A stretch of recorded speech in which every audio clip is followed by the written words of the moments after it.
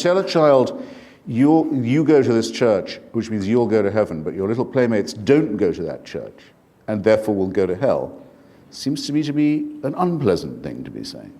But yes, that is. Maybe I'm in a minority then. That could be an unpleasant thing, but how do you... Actually, an evil thing to be saying. Let's call it evil, Christopher. And something that only a religious person would dream of saying. Let's call it evil. Where does evil come from? Religion.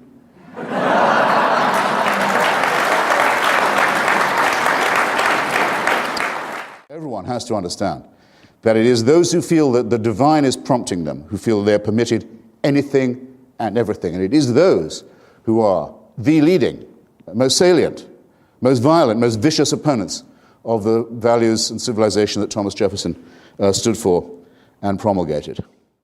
I'm making the assumption that all of you check in every now and then with some kind of news outlet and have a view of what's going on in the rest of the world. Isn't it as plain as could be that those who commit the most callous, the most cruel, the most brutal, the most indiscriminate atrocities of all do so precisely because they believe they have divine permission?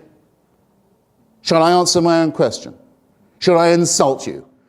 There is no explanation for the origins of our species, for the origins of our cosmos, for the origins of our globe itself. There is not one explanation left which requires the existence of a deus ex machina. In every case, we have a better or sufficient explanation. People who say, well, since we don't know, we may as well say it's God, are simply drumming their fingers. They're wasting their time and they're trying to waste yours. Ontologically, limbo exists for those who believe in it just as God does. I'm not here to deny that.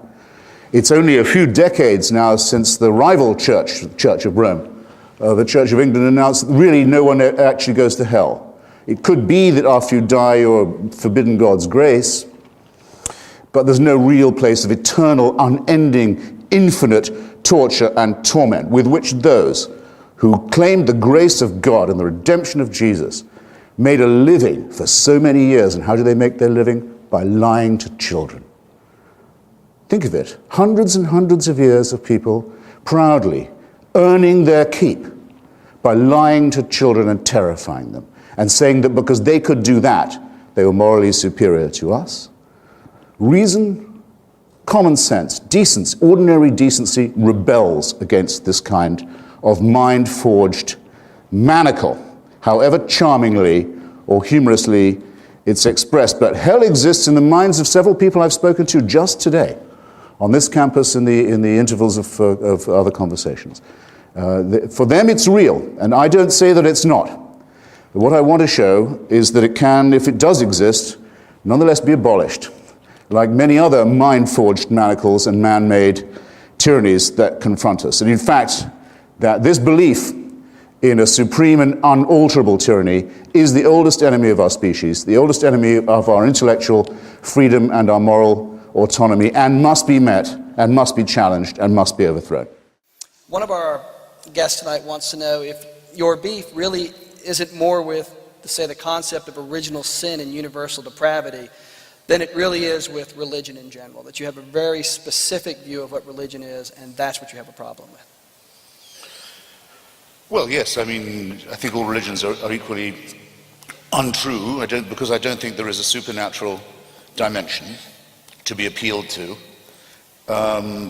or to be used as an explainer of what we don't currently know about our species or about the cosmos. I think you get along much better if you exclude that assumption. And that means you don't empower, if you can exclude it, if you can limit it to a private belief, a belief people keep in their homes and so forth, which are, of course, more than entitled to do. It means you don't find that you're dealing with a class of witch doctors, mullahs, priests, rabbis, and others who make a living in politics by saying that they have special rights because they're doing God's will, which has been a curse to humanity throughout its entire existence. And currently, I think, in the form of theocracy and its various bullying threats, represents a very direct, immediate threat to the survival of our species. So yes, we'd be better off without it. The deist may propose a designer, and I may not be able to show you convincingly that there could be no such person. But the theist has all their work still ahead of them. From this designer, how do we get to the designer who answers prayers? Did you hear a thing? I mean, just a phrase, even an implication, even a suggestion from anything my opponent said, that you could, by an argument from design, prove answered prayers? Or prove that someone born of a virgin was therefore the son of a god? Or could prove that resurrections occur, and that by people being tortured to death thousands of years ago, we are now redeemed, that we are vicariously forgiven our own offenses by human sacrifice? How does deism help you to that? It doesn't. It quite simply doesn't and cannot. And the attempt to build from one to the other is a conjuring trick of a very vulgar, I think, kind. There is no totalitarian solution to these problems. There is no big brother in the sky. It is a horrible idea that there is somebody who owns us, who makes us, who supervises us, waking and sleeping, who knows our thoughts, who can convict us of thought crime, thought crime, just for what we think, who can judge us while we sleep for things that might occur to us in our dreams, who can create us sick, as apparently we are, and then order us on pain of eternal torture to be well again. To demand this, to wish this to be true, is to wish to live as an abject slave. It is a wonderful thing. It is a wonderful thing, in my submission, that we now have enough information, enough intelligence, and I hope enough intellectual and moral courage to say that this ghastly proposition is founded on a lie, and to celebrate that fact. And I invite you to join me in doing so. Thank you. That's too easy. I mean, for example, where is it not written that I come not to bring a peace but a sword? Surely it is. Is it not written that those who won't follow me must depart and be cast into everlasting fire? Not a very gentle or pacific remark. Is it not said that if you don't give up your family, if you don't give up thrift, if you don't give up everyone who loves you and everything you love to sacrifice yourself for me, you're not worthy? These are strongly coercive and implicitly authoritarian or even totalitarian statements. And as C.S. Lewis rightly says, it's one of the very rare occasions where I agree with him, he said, you may not say that the preachments of Jesus of Nazareth are all right, even if you don't accept the religious basis of them. Lewis quite correctly says, if you don't accept that this man was the Son of God, you'll have to notice that many of his statements and sermons are either wicked or insane, or both. It's only on the belief that the world is very soon coming to an end, and that he himself has the right to claim a messianic role in this conclusion, that any of it can make any sort of sense at all. And everyone here knows at least some of the examples of what would be counted as wicked or insane if the messianic claims were found to be questionable, which they have been. Say there's no intervention, we go to heat death. Does that mean that the universe was not created and not designed? It doesn't entail that belief, no, but it makes it... Okay, so what's your point? It makes it seem a very capricious designer. Shall we say, rather as I said, it's an old verse of Phil Greville's, created sick, commanded to be well. Why would people be told, okay, I can create you, but I'm going to create you with original sin, misery, shame, death of children, disease, and so on, just to see if you can pass a test that would mean I might not send you to hell. I don't say that that didn't happen. I say that I'm very glad that the evidence for it is very scanty. And I accuse those who do believe it, and I can't have been surely misunderstood on this point, of harboring a very sinister desire to live in a totalitarian system. How do you define sinister? Mr. Hitchens. The desire to be a slave. Is that masochism? I regard masochism. In your brain, I regard or is there masochism. Something beyond you that? I'll say that I think masochism is a sinister and creepy impulse. Yes. Mr. Hitchens. Question for Dr. Church. All right. It won't take a minute to ask. I don't just support and try and help out those who dissent from the ridiculous belief of Christianity and the horrible idea of vicarious redemption. In other words, the idea that by watching another person suffer, an innocent person suffer, that you could be freed not just from your debts or your sins, but your responsibilities. You could cast your sins on a scapegoat. I don't just oppose that disgusting belief, but I oppose the Judaism from which it's plagiarized and the Islam that plagiarizes from it. And I give publicity and exposure whenever I can to those who were brave enough in old times to oppose this nightmarish belief. And one of the great opponents of the Islamic totalitarianism in ancient Persia was the great Omar Khayyam, perhaps the greatest poet of old Persia, whose Rubaiyat, I'm sure, is known at least to some of you. And my favorite verse of this comes from the Robert Le Gallienne translation, and it takes the form of a question. The quatrain is in the form of a question. It says, "And do you think that unto such as you, a maggot-minded, starved, fanatic crew, God gave a secret and denied it me? Well, well, what matters it? Believe that too." To this magnificent astronomer and scientist and physician and humanist of Persia, who opposed the cruel, sadistic, verminous, ignorant mullahs of his day, I borrow the question, what is your authority for saying that you know something that I don't? Will you promise to do it quickly? So if your wife is pregnant and you know it's not you, the only alternative is that it's the Holy Spirit. That's a false... David Hume deals with this quite well. He says, in the case of the laws of nature being suspended, you have to ask yourself, have they been suspended in my favor, or am I possibly under a misapprehension? I think it's Thomas Paine who asks, which is more likely, that the laws of nature are suspended or that a Jewish girl should tell a fib? We have to grow up out of this stuff, you know. Now, your problem, Dr. Lennox, John, if I may say so, Yes, is not with me. Your problem is with Monsignor Ronald Knox, one of the greatest Christian apologists, first an Anglican, then an Anglo-Catholic, then finally a Roman Catholic, who in his book of apologetics very directly says Jesus of Nazareth never claimed to be God. It's not my problem. He claimed sometimes to be the Son, or let people run away with that idea. And to Jews, he was asked, when he was asked the direct question, are you the expected one, the awaited one, the one we want, the Messiah? He gave a slightly evasive, but they thought profane answer. Now, this is my account of this is correct, I'm sorry to say. If we were only discussing ontological questions, that would be all very well, and it could be quite amusing. I could say that you require a higher degree of standard of proof for your proposition than I perhaps do for mine, and you'd probably accept that, and so forth, and we could go back and forth. But we'd be paltering again with the essence of the matter, which is this. The difference between the theist and the deist is as follows. The deist says, may not make sense without some kind of designer. The theist says, when I tell you what to do, Christopher, I have God on my side. The deist says, he can tell what God wants of me, what length I should shave off the end of my penis, if I'm a boy or have a male child, or off the clitoris if it's a female child. He knows through the exactitude what the proportions of that should be, what the diet should be, what the dietary laws ought to be, who I should sleep with, and in what position.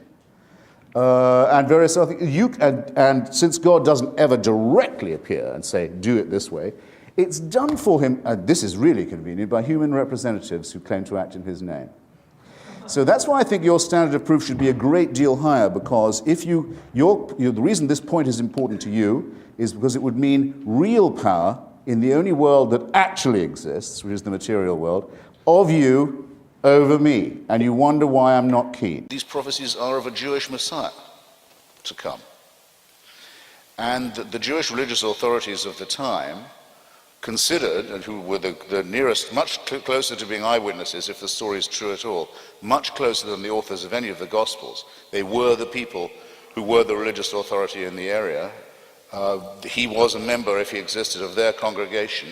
They thought he was a sorcerer and a fraud and an impostor, and convicted him of blasphemy, because though he in fact never said that he was God, there are some Christians I know who do say that Jesus is God. There are some who say he only claimed to be the son of. The critical question is, he's asked, art thou the Christ? Are you the Messiah?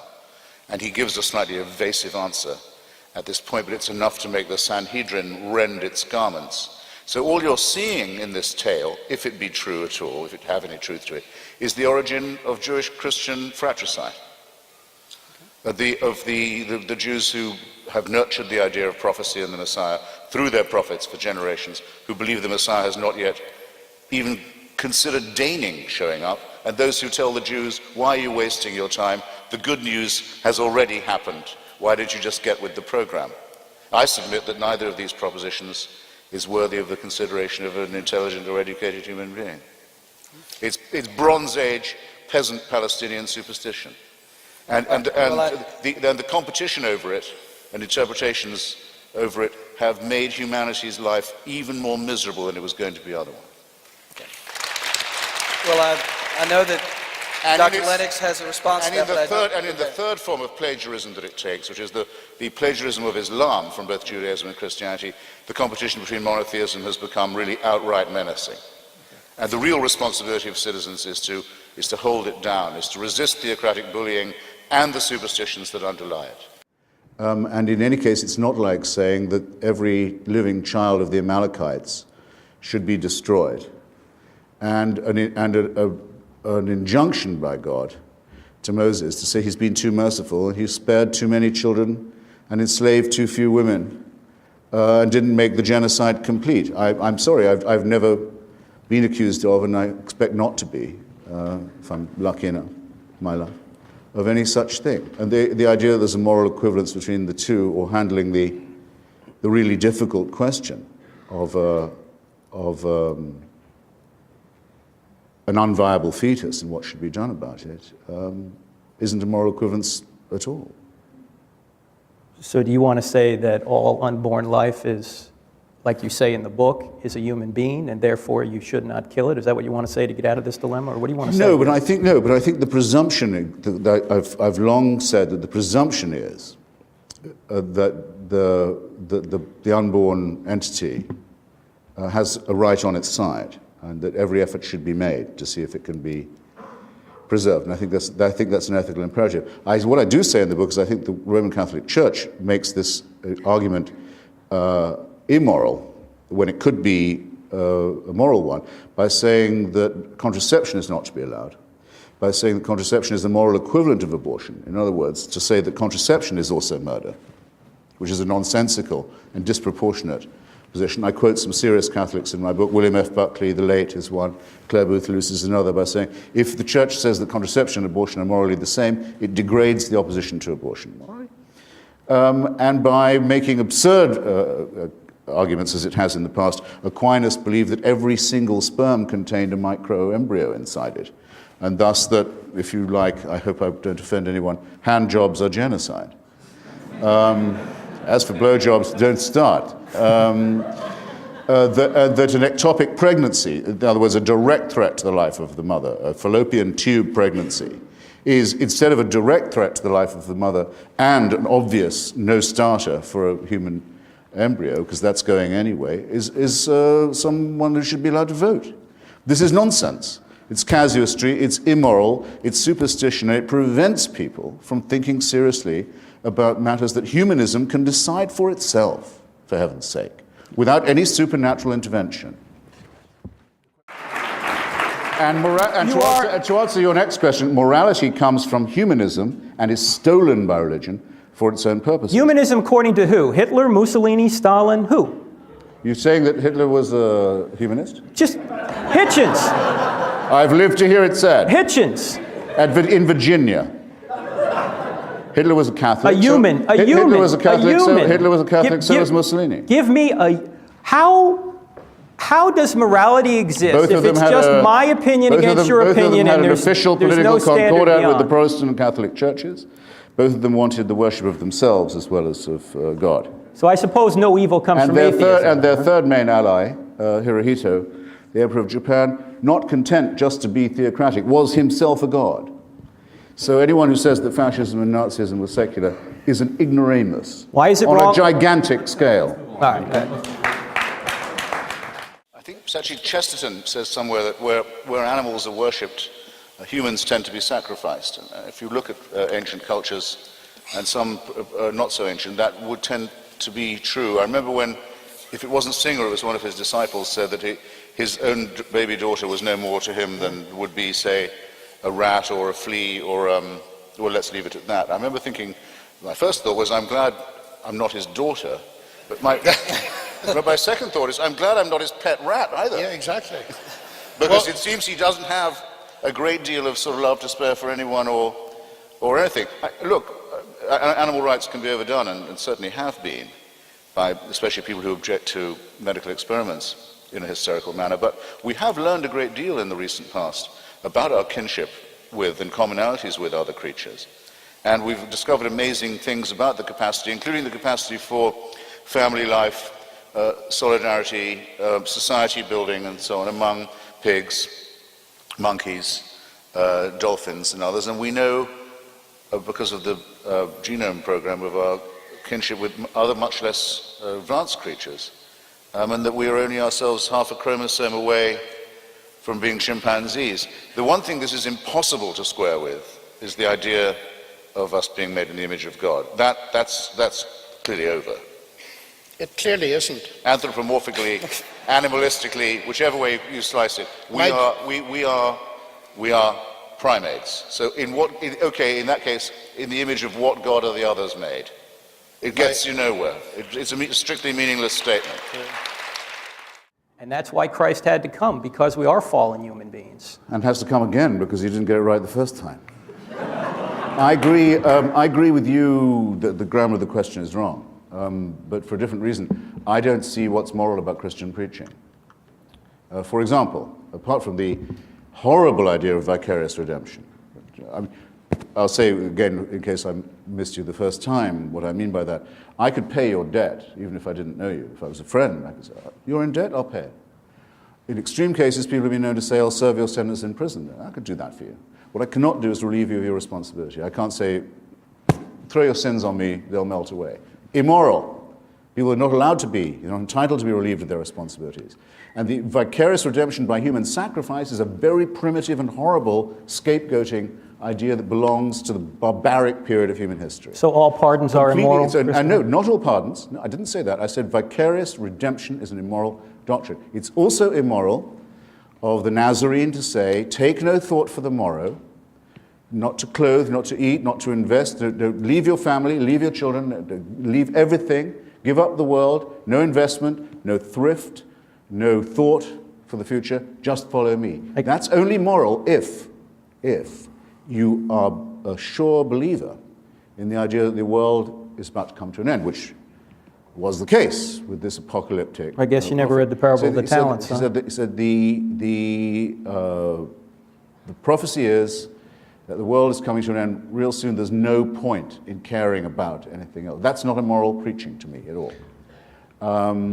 There are many other ways in which I fail to see how any bad behavior can ever be described as un-Christian. And of course, it's completely laughable to say Christians build hospitals. Just many Christians have bombed hospitals as have built them, and as many Muslims have built hospitals as Christians have, and as many Babylonians have built great buildings as Christians have. If that's the best you can do, that's the best you can do. The figures on American belief in things like virgin birth and the devil and their doubt of things like, are, in my opinion, wildly exaggerated and padded and produced by leading questions asked of the sort of people who happen to be in their kitchens all day and have nothing else to do. And what they tend to show mainly when you interrogate them is they don't even know what it is they don't believe in. I would instance Governor Michael Huckabee, for example, who says, of course he doesn't believe that he's descended from apes. Well, the theory of evolution is not that Governor Huckabee is descended from apes. He may know something about his family tree that I've also suspected in my time, but it wouldn't invalidate the general proposition. Usually the people who don't know about Darwinism are the ones who say they don't believe in it, which isn't a fair test of anything. I'll just add on this point of not being descended from, but having things in common with our primate cousins. We do, as Darwin says, bear the unmistakable stamp of our lowly origin. We do grow a coat of hair when we're in the womb and then shed it in the womb at about 3.5 months. We do have vestigial tales. We do have appendices that are for the breaking down of stuff on the savannah that we no longer need to eat, and we do have wisdom teeth and other dentition that we don't any longer require because we were adapted to an environment a savannah environment that we've long ago abandoned. So saying that you're 100% human is only another way of saying that you're very much 98% primate. Voila. Otherwise it's a distinction without a difference. That's correct, and Christianity thought it could explain everything, and then it found No, there not were more everything. things. Wait, this is very simple, same as your point about molecules, that I said that these arguments predate Epicurus, Lucretius, and the atomic theory. Christianity used to say it can explain everything. All you need to know is there's an all-powerful, all-loving, all-intervening, all-knowing, omniscient God. Okay, well then wait, wouldn't DNA explain more? Well that only shows that God's even cleverer than we thought. So it's an infinitely expanding tautology. There are some Christians who accept, in fact it was actually a Catholic physicist at the University of Louvain in Belgium who first came up with the idea of what we now call the Big Bang. And most popes, not all, but most popes have accepted it. Some have thought of it as a challenge to Christianity. The Pope Leo, who he went to, I can't remember the scientist's name for a second, maybe someone here can help me. He went to the Pope and said, look, looks like this is how things started. And the Pope said, if you like, I'll make it a dogma that every Catholic has to believe it. He said, that would be slightly missing the point, Your Holiness. Christopher, what does this have to do with the origin of DNA? Well, because it is true to say that religion, as Stephen Jay Gould said, that religion and science belong to non-overlapping magisteria. I think these magisteria are in many ways incompatible and in many ways irreconcilable, but it is no more true to say that the existence of the complexity of DNA shows that God was more ingenious than we thought, than it is to say that it necessarily shows by its self-revealing ingenuity that we don't need the hypothesis of God. Both of these positions would be, in my opinion, somewhat reductionist, though I would have to say that I think the second one is more persuasive and more elegant. Now, Gould is wrong. Will that do? Christians or religious people, religion is trying to find out how the universe began, and so is science. They're not. No, religion says it does know, excuse me. No, it's trying Religion is to not find a process of scientific inquiry. Religion is an affirmation of faith. It I says am it a already religious knows. person, Christopher, It and says I it am already using knows. evidence to try and point out that the universe exploded into being out of nothing. And you have scientific evidence for the view that an intervention will occur to prevent the implosion and No, entropy forget of that. Let's start at the beginning. I can't forget it. Let's start at the beginning. That's for debate It's the two. only thing you've said all evening that I'm going to remember. Gentlemen. That's for debate two. No. I mean, don't say. Look, do yourself and your faith the honor of saying it's faith. Don't say it's science-based. The argument you would won't be get away with it. You'll feel so much better if you leave it behind you and go and study literature instead, and the consolations of philosophy and the beauties of science. I think these are things that are infinitely more awe-inspiring and wonderful and majestic than any invocations of the burning bush or the immoral doctrine of vicarious redemption, whereby a single human is made the scapegoat for all sins, and we absolve ourselves not just of sin but of our responsibility by throwing our sins on him. A disgusting idea, fortunately, never happened. The cultural question that remains, I think, is this: how are people going to live when they've given up the supernatural and the superstitious? Are we still going to need, I would say we are still going to need, the numinous and the transcendent? That's innate in us too, as is reason, as is morality. And so the great struggle is going to be how we find consolation and beauty and reflection when we have come to terms with the fact that we don't have a divine dictator to solve our problems for us, and that the heavens are empty, and that our prayers are not answered, and that we're alone with one another and have to make the best of it. I submit that that's going to be the great problem for civilization from now on. And a lot of energy, moral as well as aesthetic, is going to have to be put into solving it. But the beginning of wisdom is to realize you must emancipate yourself from the idea that you are the plaything of a supernatural boss. Fortunately, that's not true. A sentence or two from David Hume would correct what you said. A miracle is defined not as a part of the natural order, but as a suspension of the natural No, order. an intervention, You can't not a say of the Big Bang, which is the foundation of the natural order, that it's a suspension of what it starts. You may not do that. However, if you meet someone in the street who you yesterday saw executed, you can say either that an extraordinary miracle has occurred or that you are under a very grave misapprehension. And David Hume's logic on this, I think, is quite irrefutable. He says, what is more likely, that the laws of nature have been suspended in your favor and in a way that you approve, or that you've made a mistake? And in each case you must, and especially if you didn't see it yourself and you're hearing it from someone who says that they did. I would go further and say the following. I'll grant you that it would be possible to track the pregnancy of the woman Mary, who's mentioned about 3 times in the Bible, and to show that there was no male intervention in her life at all, but yet she delivered herself of a healthy baby boy. I can say, I don't say that's impossible. Parthenogenesis is not completely unthinkable, but it does not prove that his paternity is divine. And it wouldn't prove that any of his moral teachings were thereby correct. Nor, if I was to see him executed one day and see him walking the streets the next, would that show that his father was God, or his mother was a virgin, or that his teachings were true, especially given the commonplace nature of resurrection at that time and place. After all, Lazarus was raised, never said a word about it. The daughter of Jairus was raised, didn't say a thing about what she'd been through. And the Gospels tell us that at the time of the crucifixion, all the graves in Jerusalem opened, and their occupants wandered around the streets to greet. So that it seems the resurrection was something of a banality at the time. Not all of those people clearly were divinely conceived. So I'll give you all the miracles, and you'll still be left exactly where you are now, holding an empty sack. I'm a Navy brat myself. I'm from Portsmouth, and there's a famous story about a young officer undergoing a rigorous examination to pass for captain.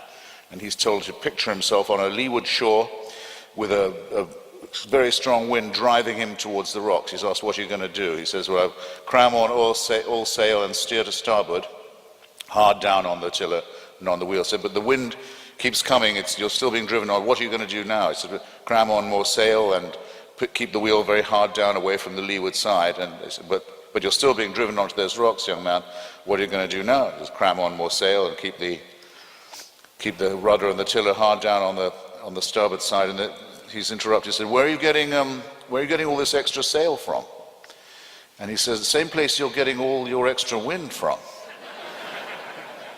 I want to warn you, as I close, ladies and gentlemen, against the dangers of tautology. If everything that cannot be explained, everything that is mysterious to us, numinous, say, or transcendent, must therefore be laid to the charge or the credit of a supernatural being, then nothing remains to be explained. Everything is, in potential, explicable. There's no problem to begin with. There's no point in this argument. Of course there's no mystery. There's no need for cogitation. There's no need for reflection. It must be part of a divine plan. I hope you can see the fallacy that protrudes from that conclusion too. Is there anyone who would like to challenge me? Yes. Please. If there is no God, why do you spend your whole life trying to convince people that there isn't? Why don't you just stay home? Was the Can you repeat that? was the question? The question is, if there is no God, why spend your life and career trying to refute that? Why not just leave it alone and stay home? Fair enough? Well, it isn't my whole career, for one thing. It's become a major preoccupation of my life, though, in the last 8 or 9 years, especially since September 11th, 2001, to try and help generate an opposition to theocracy and its depredations internationally. That is now probably my main political preoccupation. To help people in Afghanistan, in Somalia, in Iraq, in Lebanon, in Israel, resist those who sincerely want to encompass the destruction of civilization and sincerely believe they have God on their side in wanting to do so. A thing, maybe I will take a few minutes just to say something that I find repulsive about especially monotheistic, messianic religion. With a large part of itself, it quite clearly wants us all to die. It wants this world to come to an end. You can tell the yearning for things to be over whenever you read any of its real texts or listen to any of its real, authentic spokesmen, not the sort of the pathetic apologists who sometimes masquerade for it. Those who talk, there was a famous spokesman for this in Virginia until recently, about the rapture. Say that those of us who have chosen rightly will be gathered to the arms of Jesus, leaving all of the rest of you behind. If we're in a car, it's your lookout. That car won't have a driver anymore. If we're a pilot, that's your lookout. That plane will crash. We will be with Jesus, and the rest of you can go straight to hell. The eschatological element that is inseparable from Christianity. If you don't believe that there is to be an apocalypse, there is going to be an end, a separation of the sheep and the goats, a condemnation, a final one, then you're not really a believer. And the contempt for the things of this world shows through all of them. It's well put in an old rhyme from an English exclusive brethren sect. It says that we are the pure and chosen few, and all the rest are damned. There's room enough in hell for you. We don't want heaven crammed. You can tell it when you see the extreme Muslims talk. They cannot wait. They cannot wait for death and destruction to overtake and overwhelm the world. They can't wait for what I would call, without ambiguity, a final solution. When you look at the Israeli settlers, paid for often by American tax dollars, deciding that if they can steal enough land from other people and get all the Jews into the promised land and all the non-Jews out of it, then finally the Jewish people will be worthy of the return of the Messiah. And there are Christians in this country who consider it their job to help this happen so that Armageddon can occur, so that the painful business of living as humans and studying civilization and trying to acquire learning and knowledge and health and medicine and to push back can all be scrapped, and the cult of death can take over. That, to me, is a hideous thing in eschatological terms, in end times terms, on its own. A hateful idea, a hateful practice, and a hateful theory, but very much to be opposed in our daily lives, where there are people who sincerely mean it, who want to ruin the good relations that could exist between different peoples, nations, races, countries, tribes, ethnicities, who openly say they love death more than we love life, and who are betting that with God on their side, they're right about that. So when I say, as the subtitle of my book, that I think religion poisons everything, I'm not just doing what publishers like and coming up with a provocative subtitle. I mean to say it infects us in our most basic integrity. It says we can't be moral without Big Brother, without a totalitarian permission. It means we can't be good to one another. It means we can't think without this. We must be afraid. We must also be forced to love someone who we fear. The essence of sadomasochism. The essence of abjection. The essence of the master-slave relationship. And that knows that death is coming and can't wait to bring it on. I say this is evil. And though I do some nights stay home, I enjoy more the nights when I go out and fight against this ultimate wickedness and ultimate stupidity. Thank you.